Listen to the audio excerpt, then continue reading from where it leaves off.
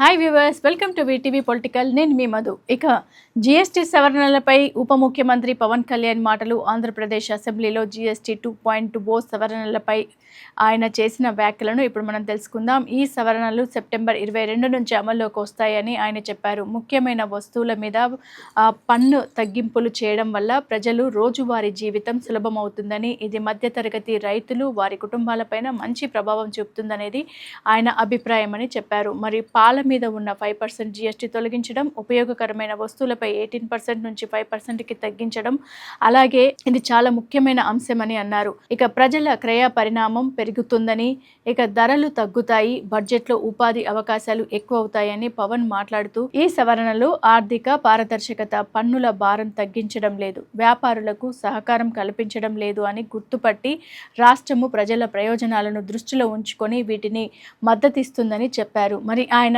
గ్రామీణ ప్రాంతాల ఫ్యామిలీస్కి కూడా ఈ సవరణ ప్రయోజనాలు చేరాలని ఆయన కోరారు. మరి సేవల రంగము, ఆరోగ్యము, విద్యా వస్తువులు, ఎంఎస్ఎంఈ లాంటి చిన్న మధ్య సంస్థలపై ఈ సవరణలు స్పష్టంగా ప్రభావం చూపుతాయని పేర్కొన్నారు. అలాగే బడ్జెట్ మినిస్టర్ శ్రీ నిర్మలా సీతారామన్ గారికి మరియు కేంద్ర ప్రభుత్వానికి ఈ దిశగా నిర్ణయం తీసుకున్నందుకు అభినందిస్తూ ప్రజల జీవితాల్లో ఈ మార్పులు త్వరగా ఫలిస్తాయని ఆయన వ్యక్తం చేశారు. సో చూస్తున్నారు కదా, మరిన్ని ఇలాంటి లేటెస్ట్ అప్డేట్ మీకు కావాలి అనుకుంటే మీరు ఖచ్చితంగా వీటీవీని సబ్స్క్రైబ్ చేయడం మర్చిపోకండి. Keep watching on VTV.